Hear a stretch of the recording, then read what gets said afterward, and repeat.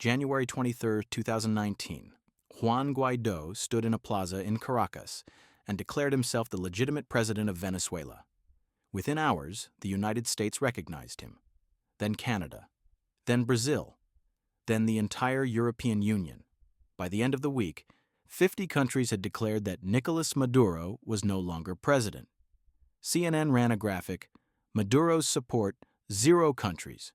Guaidó's support, 50 countries. International diplomats started calling Guaidó Mr. President. The opposition celebrated in the streets. Banks froze Maduro's assets.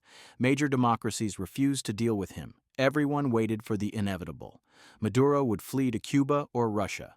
The military would abandon him. The regime would collapse. Maduro's response? He appeared on television the next day, sitting calmly in the presidential palace. He smiled. They can recognize Mickey Mouse as president if they want. I am here, and I'm not leaving. The crowd of supporters around him cheered. The general stood. Behind him, the regime didn't collapse. 4 years later, Guaidó was in exile. His presidency had become a joke. And Maduro was still sitting in that same palace, smiling that same smile. That moment, when the entire Western world tried to erase him and he simply refused to disappear, revealed the secret of his survival. Maduro understood something that shocked diplomatic experts. International recognition means nothing if you control the men with guns. To understand how Maduro survived, you need to know what everyone got wrong from the start. When Hugo Chavez died in March 2013, Maduro inherited a poisoned throne. He had no charisma. Chavez was a natural performer who could speak for hours without notes and hold millions spellbound. Maduro was awkward on camera, prone to rambling speeches that lost his audience, and had a habit of saying bizarre things that became international jokes. He once claimed Chavez's spirit visited him as a little bird that flew around his head. Another time, he said, Chavez appeared to him in the walls of a subway tunnel giving him guidance. These weren't strategic political moves. This was Maduro being genuinely weird. He had no legitimacy. In the April 2013 special election to replace Chavez, Maduro barely won by 1.5%, just 235,000 votes out of 15 million cast. The narrowest margin in Venezuelan history. Chavez had won his last election by 11 points, more than 1 million votes. Maduro limped across the finish line amid credible allegations of fraud. The opposition refused to recognize the results. International observers questioned the count. His legitimacy was disputed from day one. He had no money. Oil prices, which had sustained Chavez's generous social programs and international largesse, were beginning their slide from over $100 per barrel toward eventual collapse. The economy was showing serious cracks, inflation was rising, shortages were appearing. Without Chavez's personal magnetism and without unlimited petrodollars to buy loyalty through patronage, Maduro appeared to have nothing. Every analyst, every expert, every opposition politician predicted he'd be gone within 6 months. Maximum. They were all wrong, because while Chavez had wanted to be loved by the masses, Maduro just wanted to survive. And he understood something his enemies didn't. In a dictatorship, you don't need popularity. You just need control. His survival strategy had 3 pillars, each more cynical than the last. First, he gave the military control of the oil industry. Generals suddenly ran PDVSA, Venezuela's billion-dollar state oil company. They controlled contracts they could skim, import licenses they could sell, gold operations they could exploit. General Vladimir Padrino Lopez oversaw military control of every strategic industry. General Manuel Quevedo ran PDVSA despite 0 oil experience. Dozens of others controlled ports, airports, food networks, even illegal Amazon operations. Maduro bought military loyalty by making their wealth dependent on his survival. If he fell, they'd lose everything and face U.S. indictments for drug trafficking and money laundering. Prison awaited them if the regime collapsed. Second, he weaponized hunger. As the economy collapsed, goods disappeared. In 2016, he created CLAP, government food boxes delivered to homes. The catch? You needed a fatherland card. Tracking your political activities. Vote for the government? You eat. Criticize the regime? Your family starves. Even people who hated Maduro felt trapped. Those food boxes meant survival. Third, he built an authoritarian alliance network. Russia provided weapons and oil technicians. China restructured billions in debt for oil repayment. Cuba sent intelligence officers. Iran showed how to evade sanctions. Turkey laundered gold. These weren't ideological partnerships. They were business deals that gave Maduro lifelines when he should have collapsed. By 2017, the situation had become desperate. The economy had collapsed by over 35%. Inflation spiraled out of control. People ate from garbage. Hospitals had no medicine. Crime was rampant, and protests erupted. Unlike previous demonstrations, these were sustained. For 4 straight months, Venezuelans took to the streets every day demanding Maduro resign. Protests drew hundreds of thousands. They were creative. Pot-banging, human chains, massive marches. The response was brutal. Security forces fired tear gas, rubber bullets, live ammunition. Armed pro-government militias called colectivos terrorized opposition neighborhoods on motorcycles. By July, 125 people were dead, thousands injured, hundreds imprisoned. International condemnation was universal. U.S. sanctions on officials. EU calls for elections. OAS attempts to suspend Venezuela's membership. Human rights groups documented systematic torture. Maduro shrugged. He understood what critics didn't. International condemnation meant nothing if he controlled the instruments of power. The National Guard, police, military, all answered to him. As long as that remained true, he could ignore the world. By late 2018, millions of Venezuelans were fleeing the country. What would become the largest refugee crisis in Latin American history was underway. Hyperinflation reached absurd levels. The healthcare system had collapsed completely. But Maduro remained firmly in power, protected by a military that was profiting from the chaos. Then came Juan Guaidó.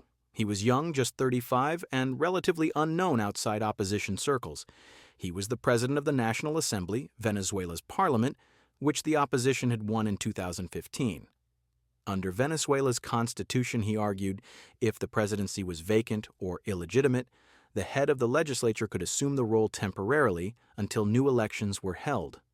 On January 10, 2019, Maduro was inaugurated for a second term after an election that was widely condemned as fraudulent. Most opposition parties hadn't been allowed to participate. International observers had refused to legitimize the process. Turnout was the lowest in decades. 13 days later, on January 23rd, during a massive anti-government protest, Guaidó took the oath of office as interim president. The crowd erupted in celebration. Finally, they had a champion. Finally, someone was taking a stand. What happened next was unprecedented. Within hours, the White House recognized Guaidó as Venezuela's president. Trump tweeted support. Then came the cascade: Canada, Brazil, Colombia, Peru, the entire Lima Group. Within days, 20 countries, then 30. By month's end, over 50 nations had recognized Guaidó. The opposition was euphoric. CNN ran, Maduro 0 countries, Guaidó 50 countries. Diplomats called Guaidó Mr. President. Banks froze Venezuelan assets and transferred them to Guaidó. Venezuela's Washington embassy was handed to his team. The UN refused Maduro's ambassador. Oil companies negotiated with Guaidó instead. Experts predicted Maduro's imminent fall. Some gave him weeks, others months at most. Surely the military would abandon him. Surely Russia and China couldn't support a leader rejected by half the world, but Maduro didn't leave. The day after Guaidó's declaration, he appeared on state television. He looked relaxed, almost amused. He sat in the presidential palace, surrounded by his cabinet and military high command. And he delivered a message that shocked every diplomatic observer watching. They can recognize Mickey Mouse as president if they want, Maduro said with a slight smile. I am here, and I'm not leaving. The generals standing behind him nodded their approval. The crowd of supporters gathered outside the palace erupted in cheers, and in that moment, the entire international strategy collapsed. Because Maduro understood something that 50 countries had forgotten. Power doesn't come from recognition. Power comes from control. Maduro controlled the presidential palace. He controlled the military. He controlled the police. He controlled the National Guard. He controlled the intelligence services. He controlled the state oil company. He controlled the courts, he controlled the electoral council, he controlled the weapons, the money, and the infrastructure of the Venezuelan state. What did Guaidó control? He controlled recognition, he controlled press conferences, he controlled a symbolic legislature that had no actual power to enforce anything. He controlled international goodwill. But he didn't control a single soldier, a single police officer, a single government institution that could enforce his claim to the presidency. In the following weeks, the contrast became painfully clear. Guaidó would hold rallies where thousands of supporters cheered his speeches and waved flags. Then he'd go home to his apartment like any other citizen.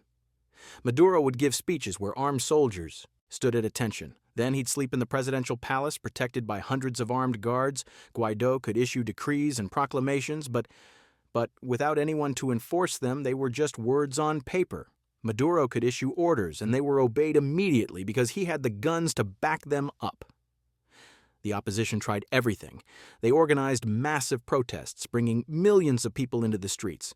Maduro sent security forces and armed colectivos to disperse them with tear gas and bullets.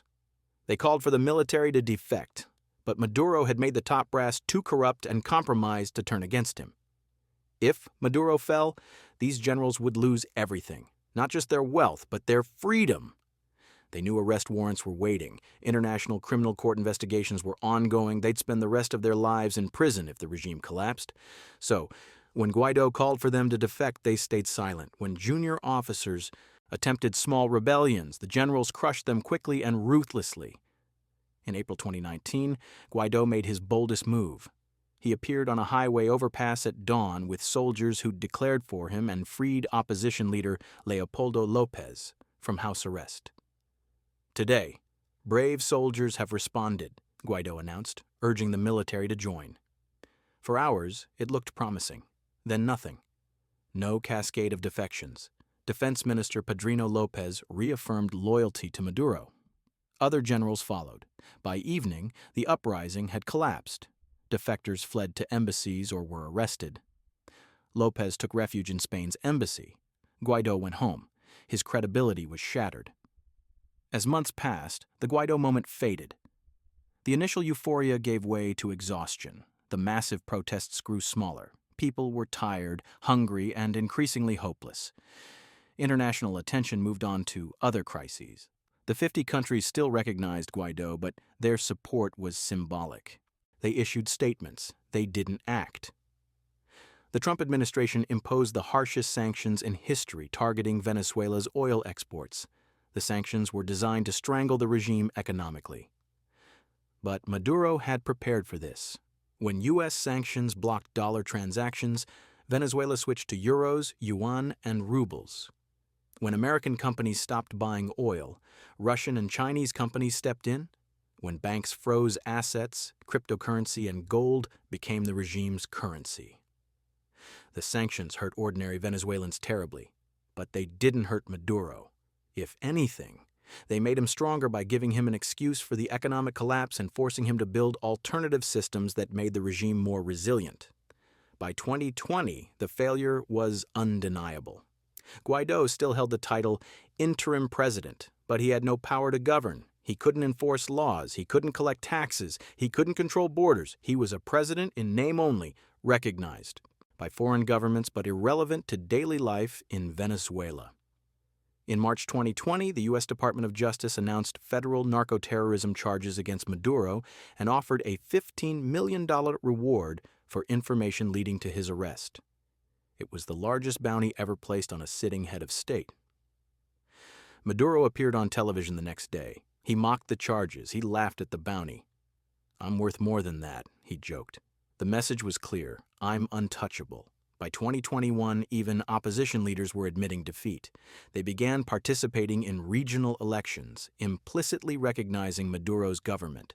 Some countries quietly withdrew their recognition of Guaidó. Others kept it, but stopped mentioning him in official communications. In 2023, Guaidó left Venezuela. He went into exile, claiming threats to his safety. The interim presidency he declared 4 years earlier effectively ended. Not with a dramatic confrontation, but with a quiet departure. The man 50 Countries had recognized as Venezuela's legitimate president was now just another exile, living abroad, politically irrelevant. Maduro had won. The Guaidó episode taught a harsh lesson. In modern authoritarianism, international pressure means nothing if you control the military. Recognition, sanctions, isolation, all worthless if the dictator has secured the loyalty of the men with guns. How? Through corruption that turned the state into a criminal enterprise. Military officers controlled oil, food, gold, even cocaine routes. They were partners in crime, not servants of the state. If the regime fell, they'd face prison.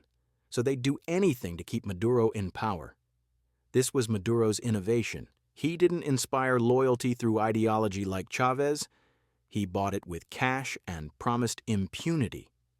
He made everyone complicit because they were all criminals together. None could afford betrayal. Today, more than a decade after analysts predicted his imminent fall, Nicolás Maduro remains president of Venezuela. The country he rules is a shell of its former self. 8 million Venezuelans have fled, nearly a quarter of the population. Those who remain face shortages of everything. The economy has collapsed by over 75%. What was once the richest country in South America is now one of the poorest. But Maduro survives. He appears on television still making bizarre statements. He holds elections that nobody believes are free or fair. He faces new sanctions, new accusations, new international condemnation, and through it all, he remains in the presidential palace protected by corrupt generals and foreign allies who don't care about democracy. The Guaidó moment was supposed to be his end. 50 countries said he was no longer president. The world's most powerful nation tried to erase him with recognition and sanctions. The opposition believed international support would be enough. They were all wrong, because in the end, the only question that mattered was who controls the guns, and the answer was Maduro. The lesson is clear. If you're willing to destroy your country, corrupt your military, and ignore international norms, you can stay in power almost indefinitely. Democracy can't defeat you. Protests can't remove you. Sanctions can't starve you out. As long as you control the instruments of violence and you're ruthless enough to use them, you can survive anything. That's how Nicolás Maduro, the man everyone predicted would fall within months, became one of the most successful dictators of the 21st century. Not by being strong, but by being stubborn. Not by being loved, but by being feared. Not by building anything, but by refusing to be removed from the ruins he created. If this story revealed how modern dictatorships survive despite international opposition, hit subscribe. Share it with someone who needs to understand that democracy isn't inevitable and authoritarianism isn't fragile. Drop a comment on what you think could have actually removed Maduro from power. And ring the bell for more untold stories about the moments that changed our world. Because the only way to protect democracy is to understand how easily it can be destroyed.